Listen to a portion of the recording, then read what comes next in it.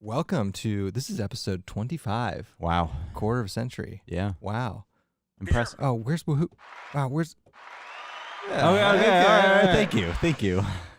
This is going to be a fun one. We're continuing the cottage vendor, but can you even call Zpacks a cottage vendor anymore? Yeah. Yeah. Good. For sure. We've got Matt, trail name Details, Yeah. coming in. He's the brand manager over at Zpacks. We've been talking to him for a while. He's a super cool dude. Yeah, he's hiked everywhere. He's hiked everywhere, and it's the middle of the coronavirus pandemic. So here's some And content he said he's in self-quarantine, so we're going to talk to him about that. Let's bring him on. Matt, thank you thank you so much for talking to us. I got to ask you. You've been asking. I know. Well, Yeah. we have been asking you for a while. What's the deal with self-quarantine? Is that because you were abroad? No, actually, my wife works at a hospital in Orlando, and one of the people in her department got diagnosed last night. So it was trying to. I found out this morning, and there was all the facts and everything about it. So I just played it safe today and stayed home. Okay. We were trying to guess. We thought it might have been because you were traveling abroad. No, but that was a while ago. What's funny is, it's like I kind of half was like joking about it, like a little bit, like to try to like ease my own pain. Yeah. And so it was like 2 weeks from the day that I returned, I was on the Art Loeb Trail, and like in my head, I was like, I just got to get through Sunday. I just got to get. If I get through Sunday, and I was sick, I'm safe. I did it. But I mean, that doesn't. I mean, I could have brought it back and transmitted it. Who the heck knows? It's crazy, obviously, right? But luckily, we came back right before it started getting crazy. But 4 days after we got back, because we stopped in Paris on the way back from Turkey for a day and a half, and like 4 days after we came back from Paris, like they shut the Louvre down, and it was like that's how close we were to this, you know. I swear we'll get to talking to backpacking, but how is the situation down in Florida, like from a virus standpoint? I mean, every day we're getting more and more cases, which is the same with a lot of states. I actually just saw that the U.S. passed Italy as the second most cases. Scoreboard. We're less than 1,000 away from passing China. I know, dude. Scoreboard. Yeah. Oh, God, it's terrible. That's awful. Yeah, make America great again. So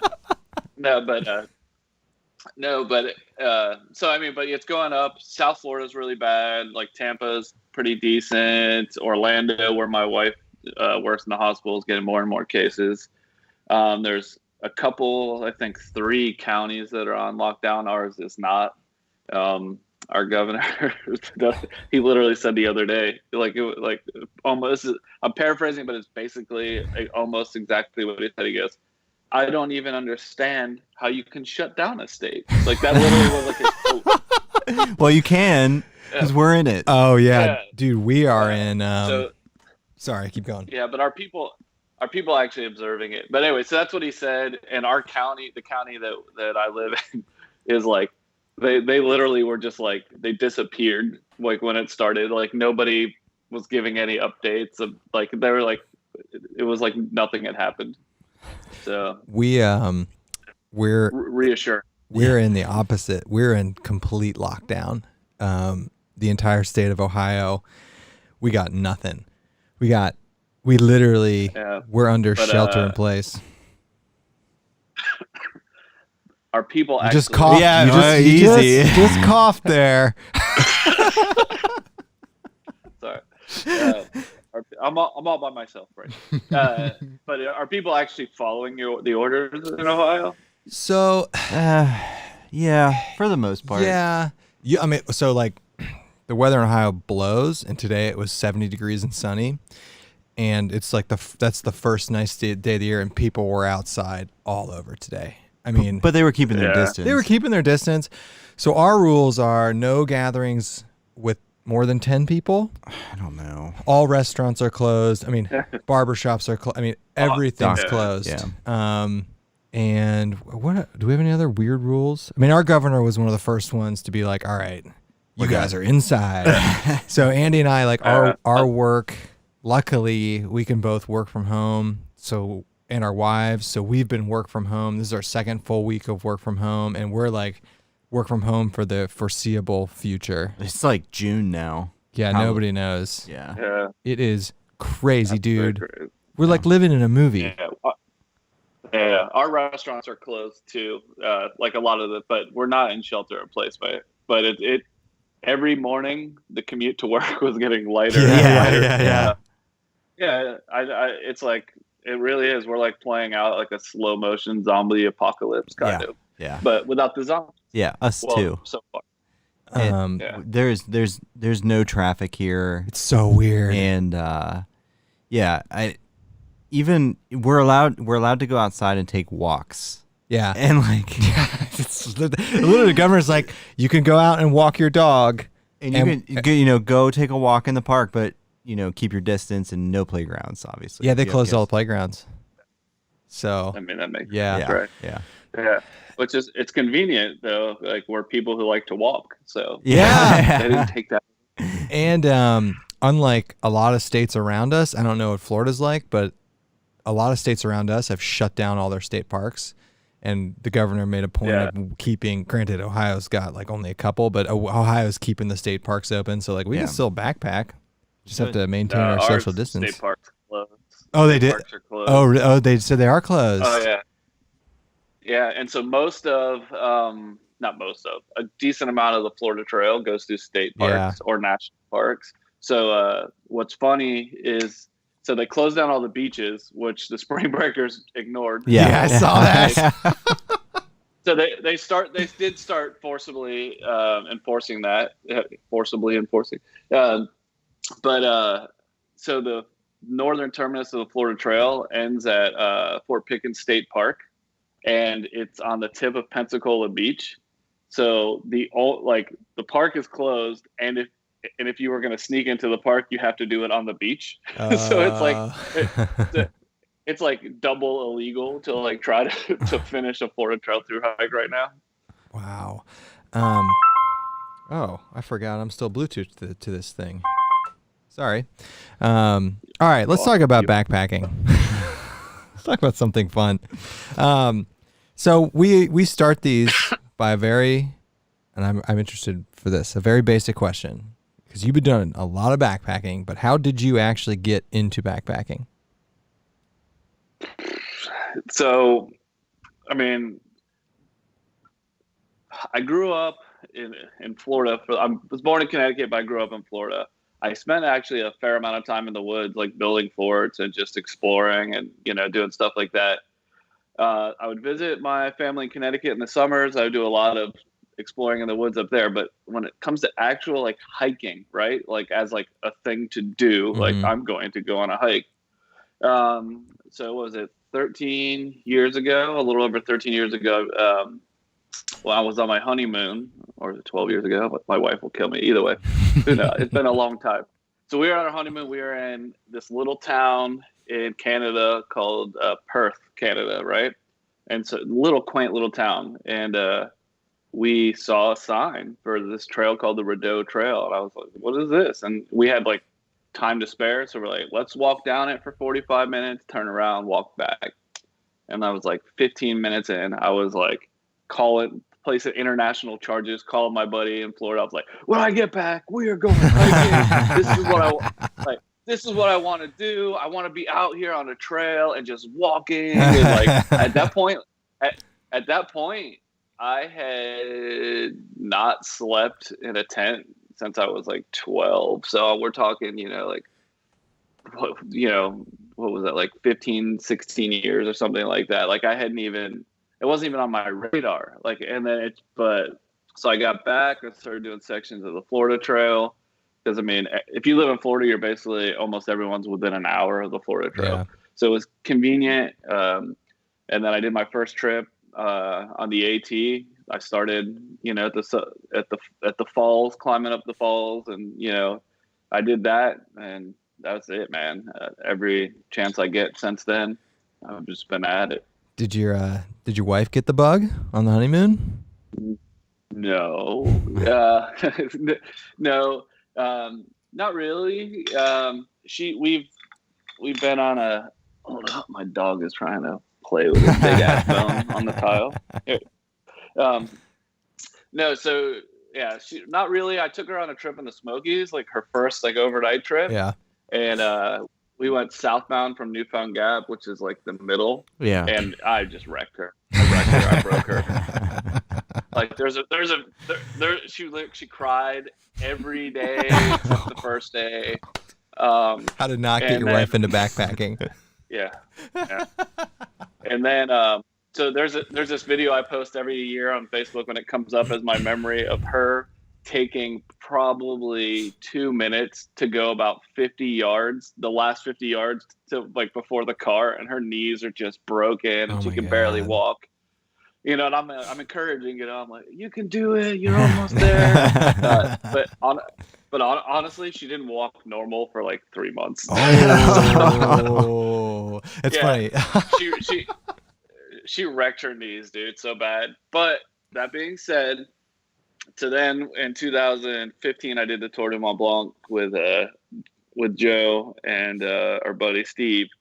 And you can stay in refuges, and so you're not camping. You get a hot shower, warm meals every night. And so I was like, this is for you, right? Yeah. And like, you don't have to carry a tent. You don't have to carry a sleeping bag. You're just carrying some clothes. And so she did that. She killed it. She was a champ. And we did a little, this past July, she did like 50 miles of the Camino, the first 50 miles of the Camino. Nice. And she killed that too. So she actually we are actually planning to do the Roto Vicentina in July in Portugal. But right. Yeah. I know. We another thing I wanted to ask you about and kind of bring up now. We're going. We haven't, I guess, officially talked about this, but we're going to do parts of the Arizona Trail in May. I want to talk to you about that because I know you've been out there. Hey, we don't know. Yeah, maybe. You may. Yeah. I don't know. I give it. So end of May, I give it 75% as it stands. No.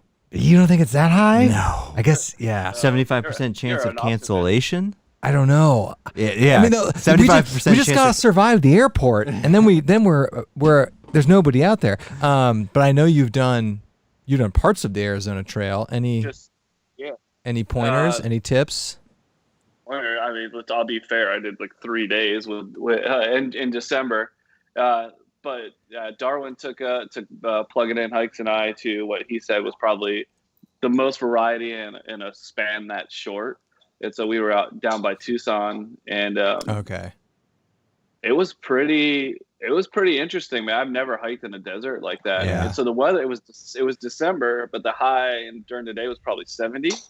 But it was a peculiar feeling to me. The sun was like beating down, but it wasn't like hot, right? It was like decent, and I wasn't sweating, but it was like I could feel the sun like taking my energy, even though like the temperature wasn't.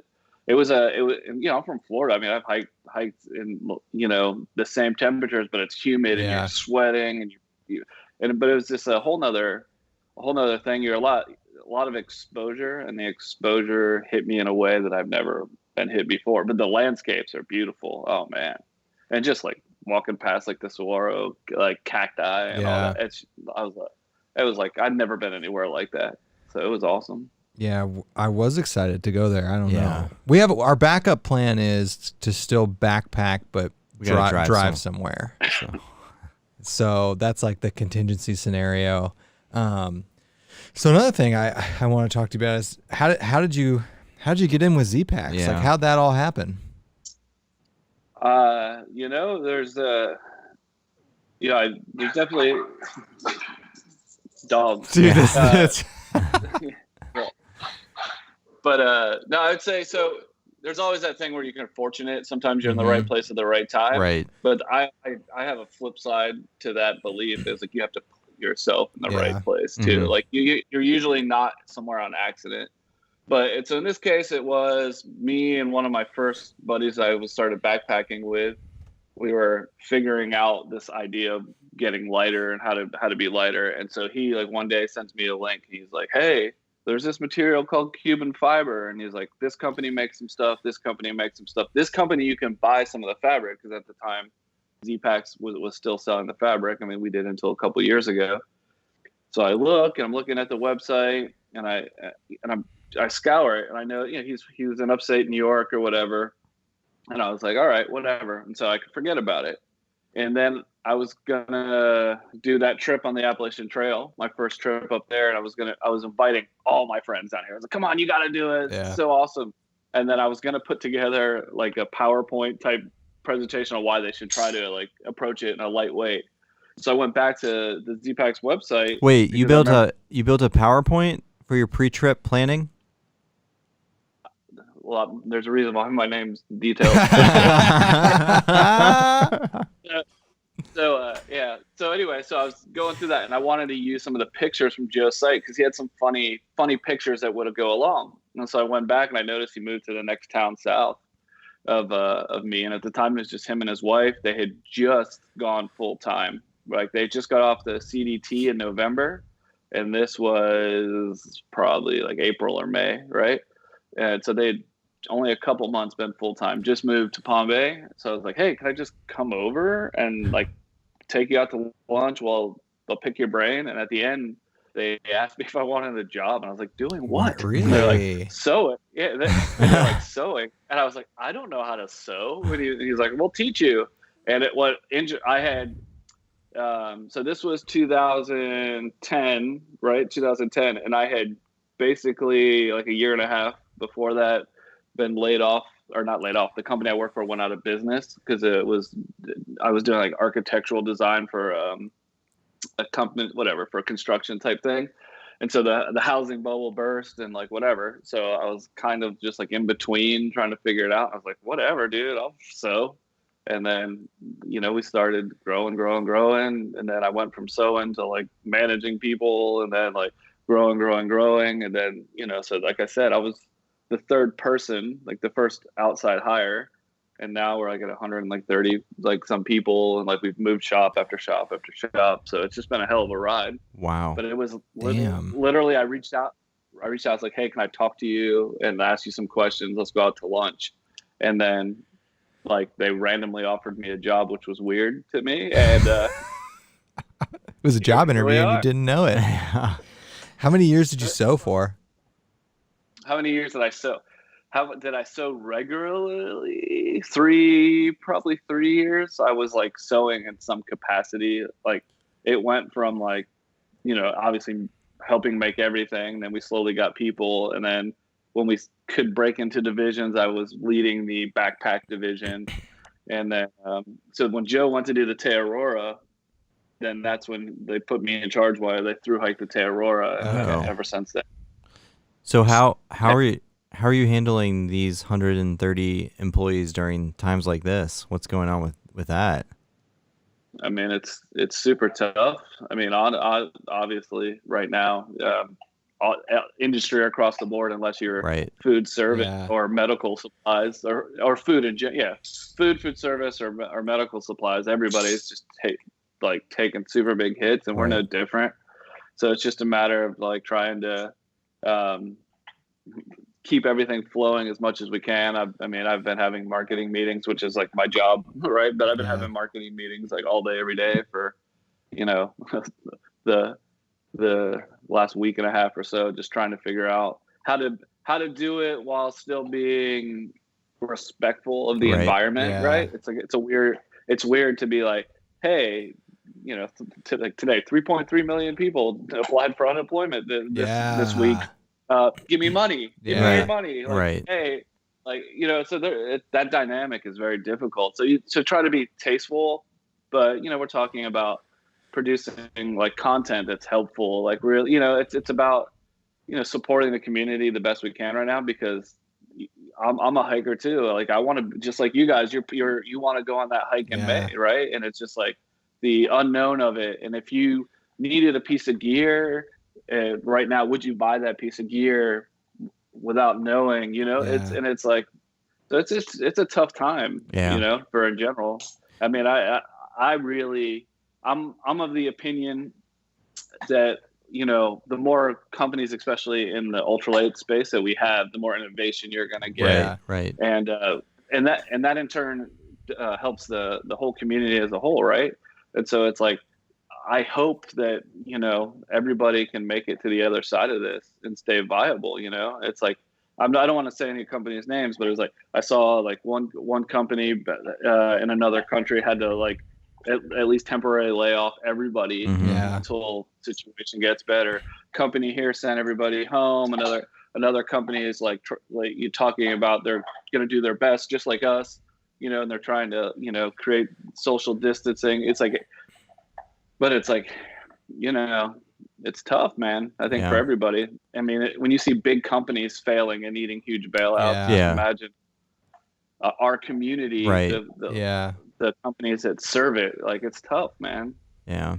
I never thought about this impact on the cottage vendor, because in my head I'm like, you know, business I'm sure is still down. I mean, people in general are just in, but like I didn't know if this would impact the backpacking gear community more so. Well, people don't have as much expendable income. Well, I didn't think about that, and I didn't think about people's trips being in jeopardy, and a lot of people buy gear specifically for trips. I didn't think about that at all. Yeah. That's definitely something. Right now, so it's like instinctively you'd be like, oh man, all the thru hiking trails are closed right now. That's going to affect business, but it's not. If you're on a thru hike, you bought your gear already. Right. You already had that. So what you're seeing now, the people who, I'm assuming for all of the companies in the cottage industry, people who have that trip in May, June, July, August, who are like, dude, I don't know if I'm going to have a job, or I don't even know if I'll be able to go hike that. Yeah. Can I afford to drop money on premium gear right now? Like, is that the smart move? Is my wife not going to murder me if I do that? Like, you know, it's, and so that's what I think, you know, I think that's affecting us all right now. Yeah. Is like people in your position, like, honestly, you know, we still buy stuff for our trips though. As long as people are open and producing it. Yeah. Yeah, I know, but we'll do our best. Yeah. I didn't think. I honestly so when all this started going down, so this virus started to get known in January. I remember I'd gotten back from Disney World, and I was like, you know, it'll probably come here, but I had a little bit of faith in our federal government, which was you misplaced. can't stop. You can't stop. And then they banned travel from Wuhan. I'm like, oh, that's good. But then at that point, it had already been here, and then shit got real for us last Sunday when our governor was like, all right, everyone's home. And he did that before New York did that. Yeah. He did that, and I was like, oh my God. Yeah.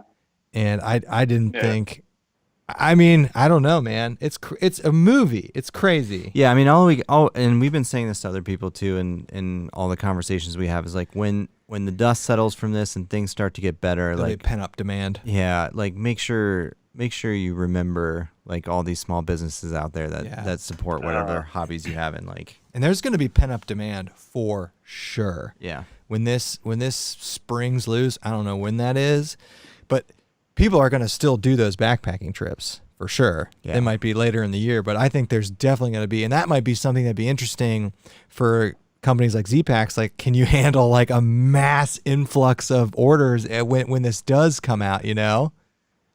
Is that something you guys have thought about? No, so thank you for bringing that up. But like, no, so you got to balance running lean enough to stay in business, right? Then, like having enough in that's going to be tough for everybody. And like as you were saying that, I was thinking about, you said the people who already have backpacking trips planned. Then I thought to myself, what about people who have been thinking about backpacking forever? Yeah. And now they're like they're a prisoner in their own home. Yeah. Like they're plan a trip that they hadn't planned because they're like, the second the outside opens, I'm going to be in it. See, I didn't think about that. Yeah. That's a great point. I just like I've heard a lot of companies that have like specifically like closed down shop or laid off people simply so they can get access to unemployment benefits like as quickly as possible. Yeah. And it's just like I just don't know like how much time like companies can survive on like reserves. And then I mean you guys are gambling on the fact that once this is done, like things are just gonna like go right back to normal. It's tough. I don't know. Do you see Florida has not done a shutdown of non-essential businesses, correct? Yeah, that we haven't done anything. for the most part, yeah. Our governor he's not too excited about the idea of doing anything. Yeah. I can see that from the little I've seen of his press conference. That is the opposite of our governor, and we have a very conservative governor, which is interesting. Very Republican, very conservative, but he shut down. Now, a couple of things. He shut down essential quote unquote businesses on Monday of this week. But if you actually look at the list of what is essential, manufacturing related stuff, it was pretty generous. Like, yeah, and that's the thing. So I'm, because I'm part of the steering committee at work, which is like the heads of a lot of different divisions, right? Yeah. And so one of the things I did the other day because we have a morning meeting and about what's the COVID-19 highlights? Yeah. What are we looking at? And so one of the things I did is I looked at every single state that had not like a shelter in place, and then I looked, and so most states there's a federal guideline that they've established that what essential and non-essential is, and like straight manufacturing isn't in there. Yeah. But some states are making up their own, right? Like Maine's shelter in place, they said manufacturing is like part of it as essential, and then like you said that. Yeah. So it's like if our governor even figures out how to shut down a state, what's going to fall into that. And our county that I live in particular is all government contractors. Like it is manufacturing. It's Harris, Northrop Grumman, Rockwell. Like we're building bombs and missiles and like navigation systems for like helicopter. Like we're in the space program is here. So that, like a lot of what we do is like government funded manufacturing. So like it'd be really hard for anybody who's a Republican conservative who's all about big business and making sure things are going to be the one to pull the trigger, I think. Yeah. We basically what Ohio did was they took the federal list of things that are essential, and then they tacked on like 10 different, literally the only stuff that I can, and I'm in the process of building a house, which is going to be done in like days. So I read that thing the second it came out because I wanted to know how this impacted home construction. And literally in Ohio, the only thing that is not essential is literally certain types of retail stores. Yeah. That's like walk-in retail, like Nordstrom and TJ Maxx. Seriously, is the only thing that falls under non-essential. So I think given where you guys are at in the manufacturing space, hopefully if Florida copies what some of these other states are doing, hopefully that doesn't like shut you guys down. This might be inappropriate to ask, but like, nice. What is it? Yeah, we can edit this out if you want. That's my favorite lead-in. Yeah. Like the employees that you have, are they the type of employees for the most part that are like keep us in business as long as possible? I want to receive a paycheck, or are they like, I need to be at home because I'm freaked out about COVID-19? That's a good question. I mean, I would say, I obviously got to be careful with what I say here anyway, because you're right. That was an audacious question. Yes, but I went for it. I'll answer it. He went for it. So I would say that our employee base is a carbon copy of the United States. You got young, you have old, you've got people who don't care, all they want is a paycheck. You got people who are like they live with their grandma and like she's got or like whatever. You've got everybody, right? So I think you have a wide range. If I had to guess, though, if I was just guessing, like I would say most people are more concerned about just getting a full paycheck, right? To even for me, not the paycheck, but it's a sense of normalcy, right? Right. You come to work, you put in your 8 hours every day, you get your paycheck every other Friday. You know, it's because I was having a real hard time last Saturday, you know, because I'm just, my head's in it all the time for work. I have to be keeping up to date, and it's just like the roads are closing. The vibe when you go to the grocery store is just different, right? And, and like, so I was just craving normalcy. I mean, and like we're a state that gets hurricanes all the time. Yeah. Right. So it's like we are actually like professional panic buyers. Yeah. Like we do it almost every year, right?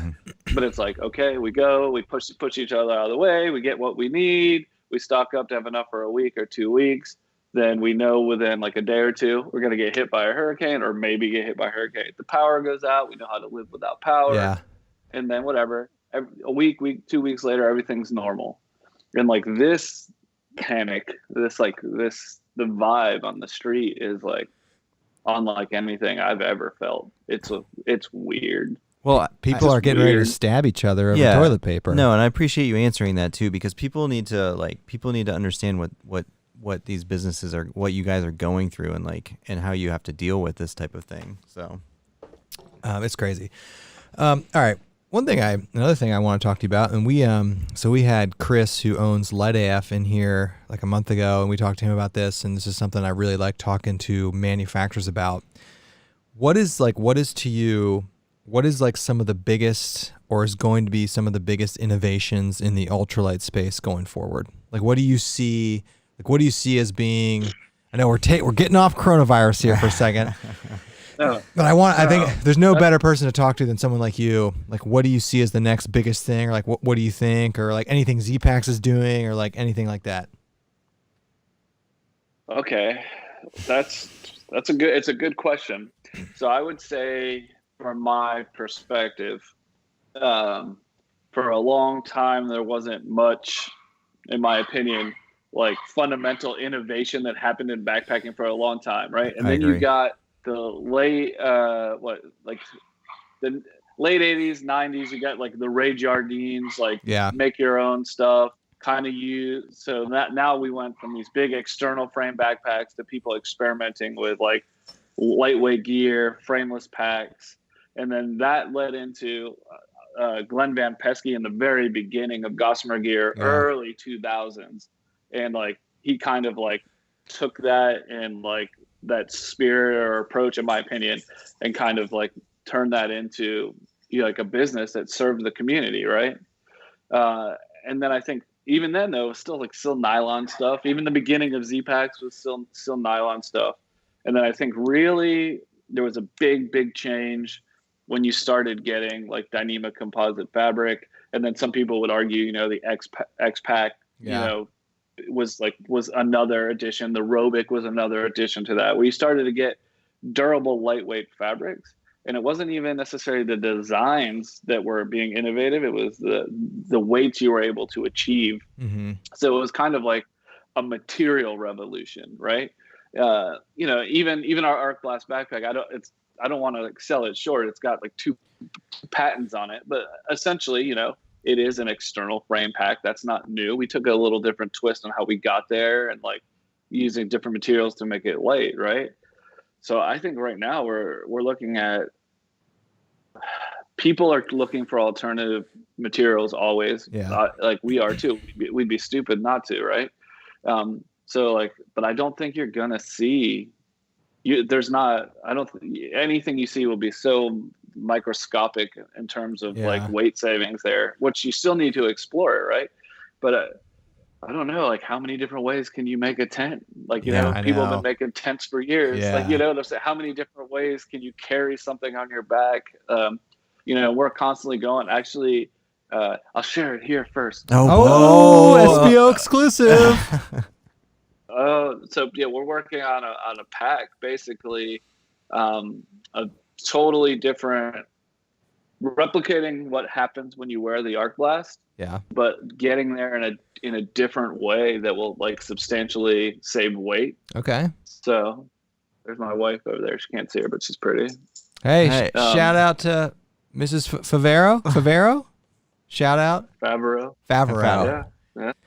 Hope She's the one who's going to give me the Rona-virus. I was going to say, hopefully she's... Do you guys like feel okay? I wish I was feeling... Oh, I mean, yeah, I got you. Hey! yeah, I meant like physically symptoms. No, I understand. But yeah, but anyway, so we're working on a pack that replicates what happens with the arc blast, but with like less components and a lighter weight. And because there's less components and webbing to accompany those existing components, it'll weigh in substantially less. So I mean, we are innovating. We got a lot of stuff actually in the pipeline. We're not going to stop it either. Right. Like we're almost to market with at least like 5 to 7 things right now. Yeah, that's like awesome. This was going to be, this is the year of innovation for us. Like in terms of creating new things and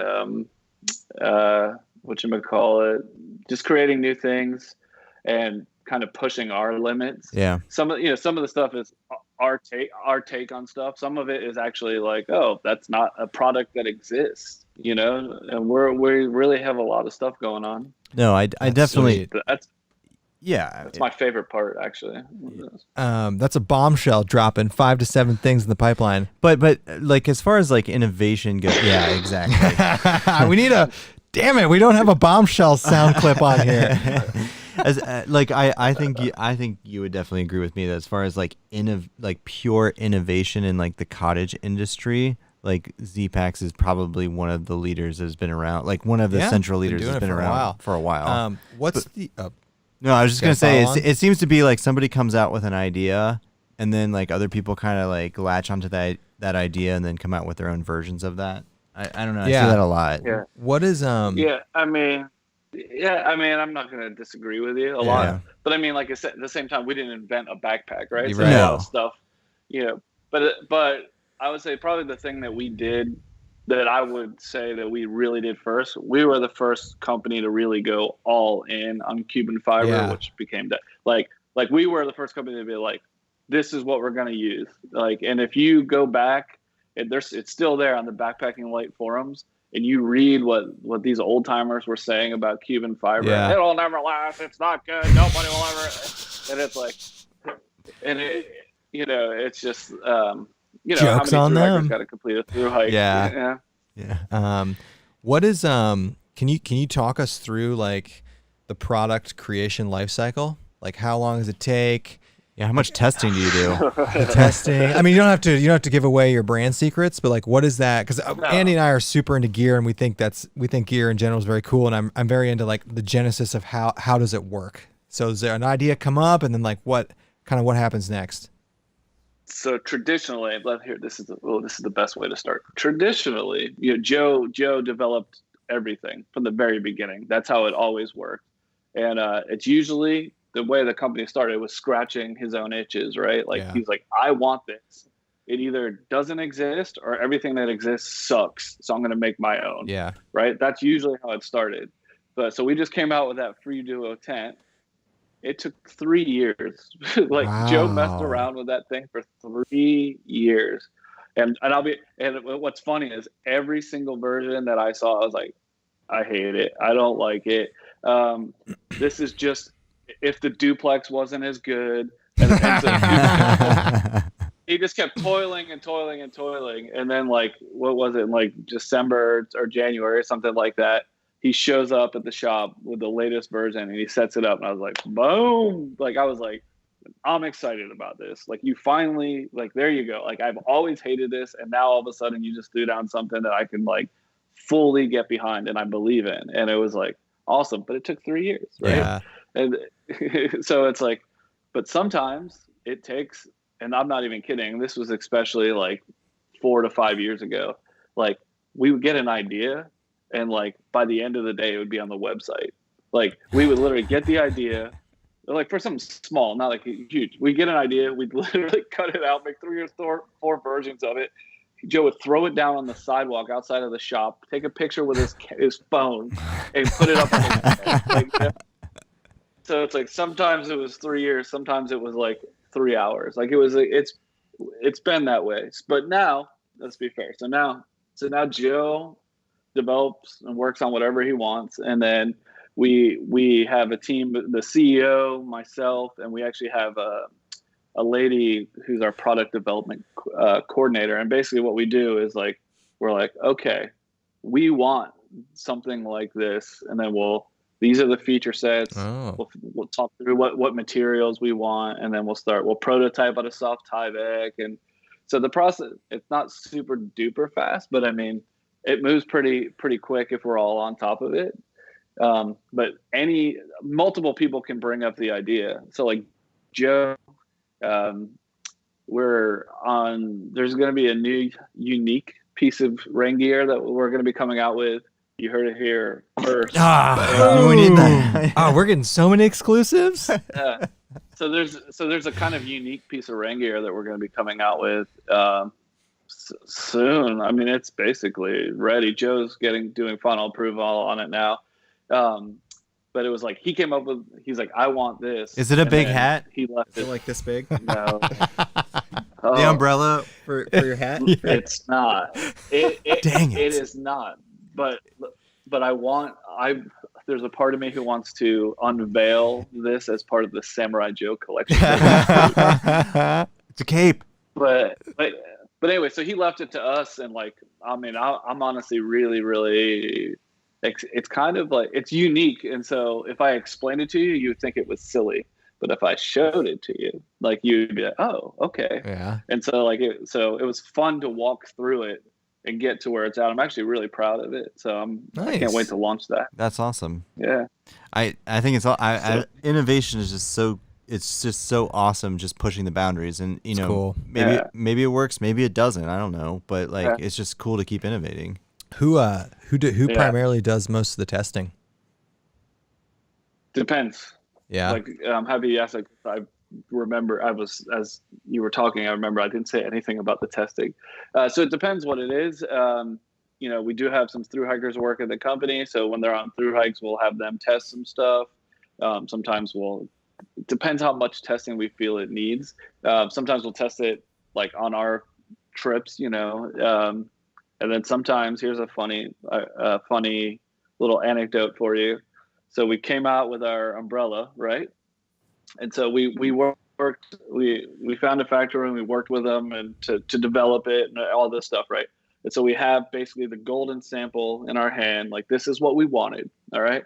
So we take the Euro Swing Light Flex, which is like kind of the industry standard, and we take ours, all right? We go in the back parking lot, and our CEO has a Jeep, and he takes the top off the Jeep. I'm literally standing up in the Jeep, holding both umbrellas, driving into the wind. Oh, that's cool. We turn around like that, and then I'm holding the umbrellas where I'm like catching it like a sail, and Yeah. we're like literally side by side, head to head, videotaping the results and like and documenting the speeds and all that stuff. You know, because that's like it's silly, and the video is like funny. Yeah. It's super to see me like, but we put it like a head-to-head test, right? And it performed better in every scenario, right? And we're like, this is obviously a better product than the one that because we used to sell the Euro Swing, right? Yeah. So it's like, this is a better product than the product we were selling. It literally handles wind from every direction better, and so it was like, that's like a fun test, right? Yeah. Right. So it's like, so sometimes you can do something silly, sometimes. So there's you heard it here first. Third one. There's another product that I've kind of been, like a pet project. Like, I'm scratching my own itch here. Yeah. Calling it the Sub Nero backpack. So it's a 30 liter. Okay. And so we messed around with some other materials too, but it was the design of the backpack. So there's actually some fundamental changes to it. And like, so I was testing that in Europe. I tested that in the Art Loeb Trail. And then one of the designs we took from that, we made. I can't give you too much stuff. Okay. But we put Just into a little, another pack just a that little. I won't name.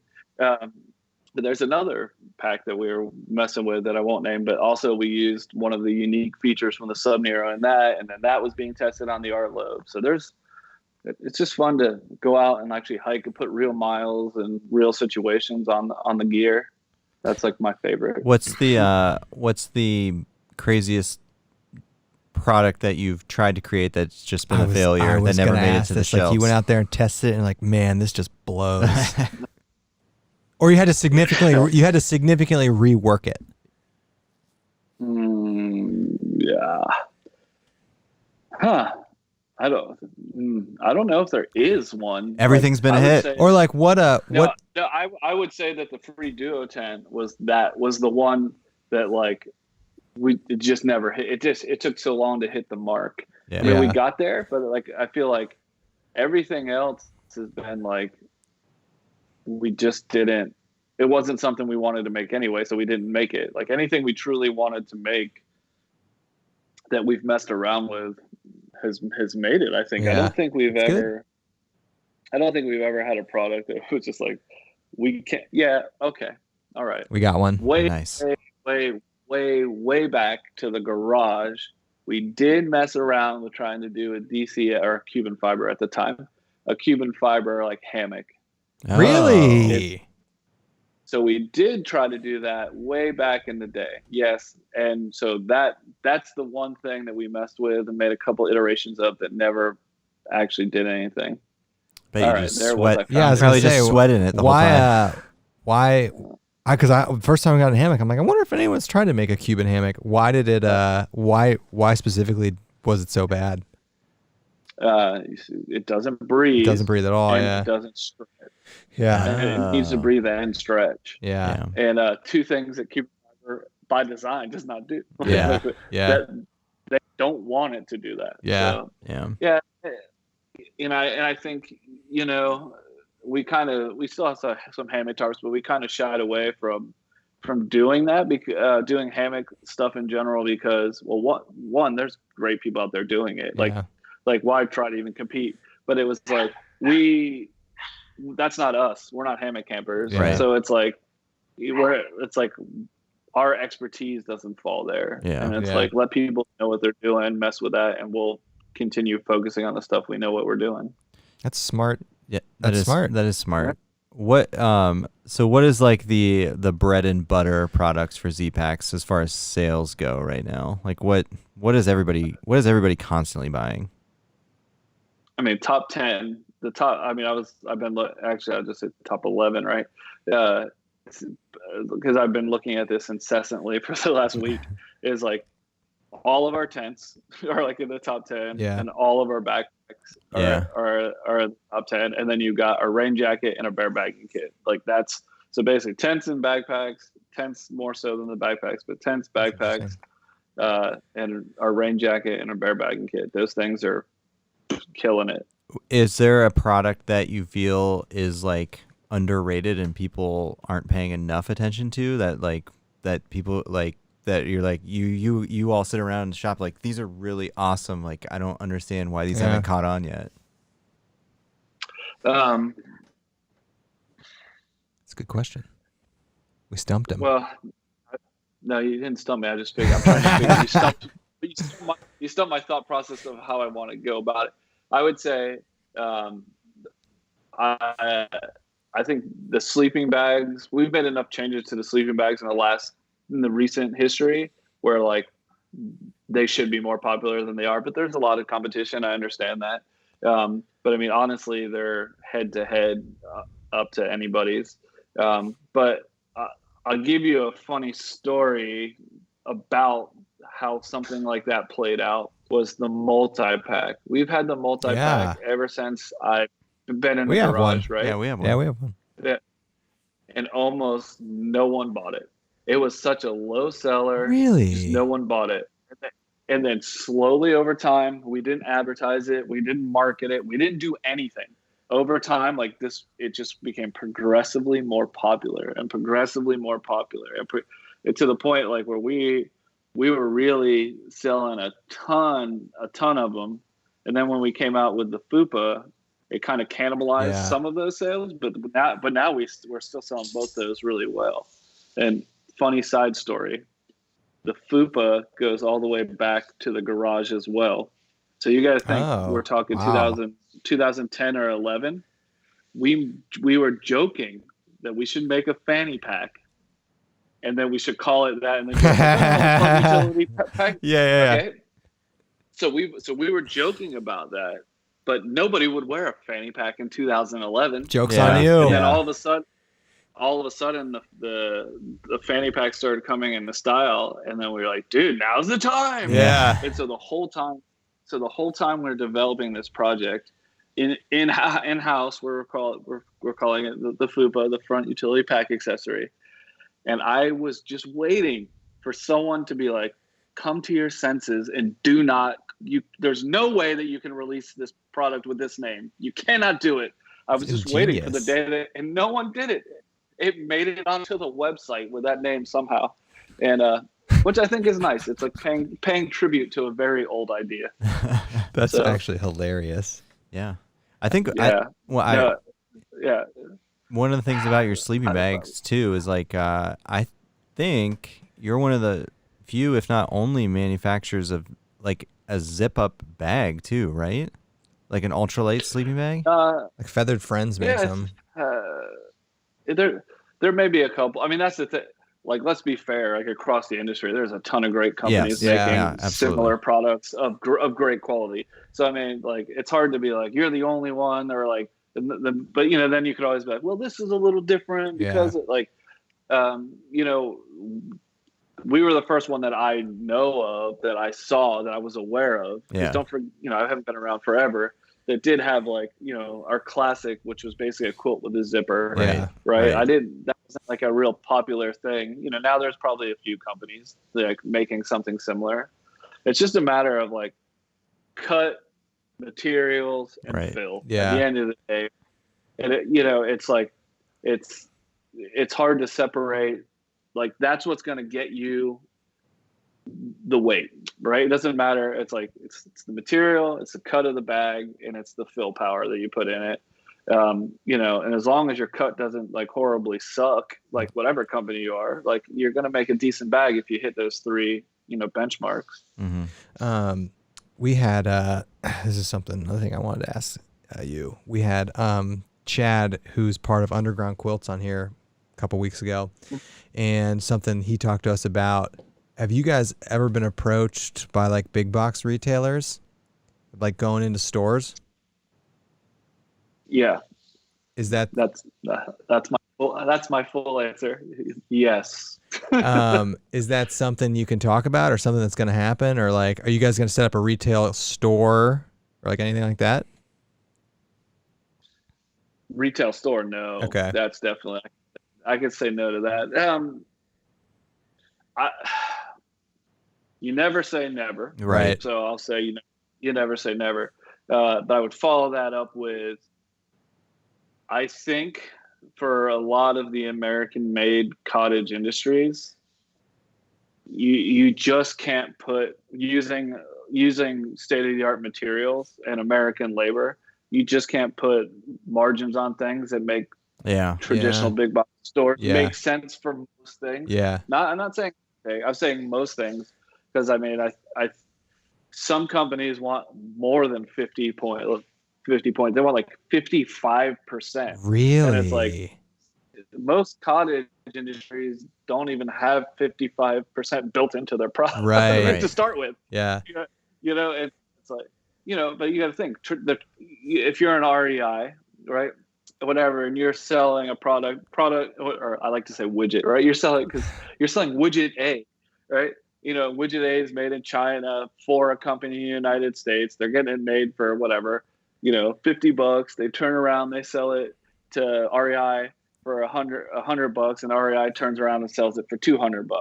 It's like everything's in, that's all built in, and that's REI. That's retail in the United States for all of eternity, right? And it's like, you're not, I can't speak to anyone's margins other than our own. I can't share those obviously. Obviously. But I'm just saying like there's Yeah. no way to really make it worth your while for most products, I Yeah. would say. And honestly, like,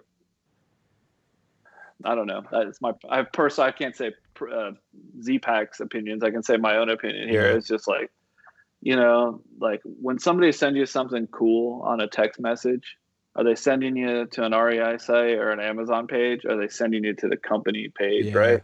Because so many entrepreneurs in America, like what we're looking at now is like direct to consumer. Yeah. We got to a place where, you know, throughout retail history, there was all these middlemen taking cuts, and we've got to a place where globalism and the internet have kind of made them unnecessary. Yeah. And so it's like where we're going, I think, is just like a straight to consumer like kind of thing. Yeah.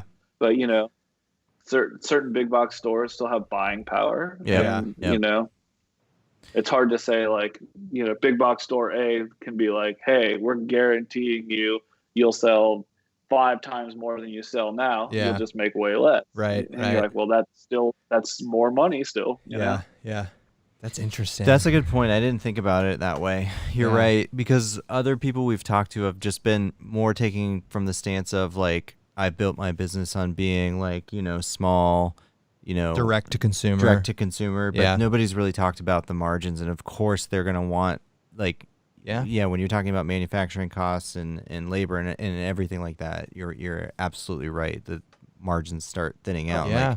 Like, everyone's got to take their cut. Yep. Yeah. Yeah. And then there's the flip side to that too, is like in the industry, I mean, it depends on what company you are and what you're making, but like just say a Dyneema composite fiber tent. If you're not ready for that tent, you're gonna destroy it, right? Yeah. If you don't know how to use it and you're not ready for it, you're gonna hurt it. So like if you get it from a big box store or like a bigger online retailer who has a super liberal return policy, as a company that makes things that need a little more care, right? Like first off, you're not even making any money compared to normal, right, on the sale, and then you get charged back for that, and then you don't even get it to fix it. So it's like, that's a good point. Yeah, so it's like, you know, how many, and it's different for everybody, but I just can imagine how many tents would you have to sell to cover just replacing one that was returned? Like, you know, they're like, you start to get in the loop of that game too. Yeah. That's super interesting. So before we wrap up here, I wanted to ask you, you mentioned, cause you go on sweet trips to sweet places. Yes. And you mentioned Portugal this year, but do you got anything like cool? You go to cool places. So what's on the docket? I mean, coronavirus aside, what do you got on the docket this year? Okay. If you can share. So, yeah, I will. I can do that for sure. But I just want to preface it with, I don't have the luxury of getting away for 5 or 6 months to through hike the AT. Right. Sure. I know. So you're like everybody else out there. Yeah, I know. So I get 2, max 3 weeks. And so the way I used to go do section hikes of the AT, but like it just wasn't fulfilling like that. Like it was just such a long process. You get into a section that's a long green tunnel. It wasn't fulfilling as section hike. Yeah. So what I do is I try to do the most bang for my buck. For sure, dude. Yeah, absolutely. So I do go to sweet places because like I have to make the most of it. Like absolutely, man. That's like our mantra. Yeah. You're similar to like 90% of the YouTube backpacking community. Gotta bang for your buck, man. So where are you going? So anyway, so that's it. So the Rota Vincentina was supposed to be in June, but obviously, I mean, it's canceled. I mean, even though it's not, technically it is. But what's been on the radar, and I have hope for still in September, is the GR20 in Corsica. Okay. Wow. It's like 112 miles, and it runs the spine of the mountain range in Corsica. That's sweet. It's been on my radar for a long time. It's called the quote unquote toughest hike in Europe. Although I've heard people be like, I've heard people have been like, that's not true. But That's how they Yeah. bill it. There's like sections where if you literally just type in GR20 in Google and then click images, you can see there's just there's sections that are like rock with chains, and you're like literally pulling yourself up. Oh, with a wow. chain. Okay. Yeah. That's So it's sweet. pretty cool. That's on my list. And then next year, next September, it's supposed to be the Annapurna circuit. That's been on my list for a long nice. time. But that's like three solid weeks. So man, it just takes forever to get there. That's sweet, man. But, You're giving us some good ideas for later when we can. We haven't knocked off all the stuff in the U.S. we want to do, but you give us good ideas for all the Europe, like all the sweet stuff, because you know. So my goal usually this year is a little different because I have to burn through some vacation time, but is like one sweet domestic, one sweet international. That's kind of what I'm trying. There's like, you know, Wonderland Trail's on my list. Yeah, that's been on our list for a long time. Yeah. There's Three Sisters Loop, Yeah. the Trans Catalina Trail. Like there's so much like in the US still too. Yeah. Yeah. Have you ever been to Colorado? I haven't hiking Colorado Trail. Put that on your domestic list. It's awesome. All right, man. Thank you so much for talking to us. It's been over an hour. It's been over an hour. It goes fast, doesn't it? I could talk to you guys all day. We'll do part two. We'll do a part two. It was really cool for us to like get this behind the scenes look at, you know, the operations side of what you do at Zpacks, and especially how the current environment is affecting the business, and like it's Andy and I are both in operations at our company, so it's cool for us to see that.